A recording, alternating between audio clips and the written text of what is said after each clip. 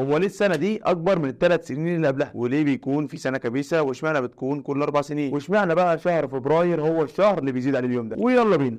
كلنا عارفين ان السنة بتتكون من 365 يوم، وان السنة دي هي المدة اللي بتاخدها الارض عشان تلف حوالين الشمس مرة واحدة. فلو جينا بقى يا معلم ضربنا 365 يوم في 24 ساعة هيدينا 8760 ساعة، وهي دي بقى المفروض عدد ساعات السنة. بس في الحقيقة يعني لو جينا نبص على الرقم الفعلي اللي بتاخده الارض عشان تلف حوالين الشمس اللي هو السنة، هنلاقيه زايد عن الرقم ده حوالي 5 ساعات و48 دقيقة. فانت تقريبا كده يا معلم بتتكلم في 6 ساعات، يعني ربع يوم بيزيد على كل سنة. ولو جمعنا ال6 ساعات دول لمدة 30 سنة هيلموا معانا اسبوع. ومع مرور الوقت هتلاقي الايام بتترحل والفصول بتتلخبط مكان بعض. يعني ممكن في سنة من السنين نلاقي الصيف جاي في شهر 1 والشتاء جاي في شهر 6. فالحل دلوقتي ان احنا عاوزين نعوض ال6 ساعات دول عشان الفصول ما تتلخبطش. فلو مسكنا ال6 ساعات دول اللي هم يعتبر ربع يوم وضربناهم في 4 هيدينا كده 24 ساعة. فكده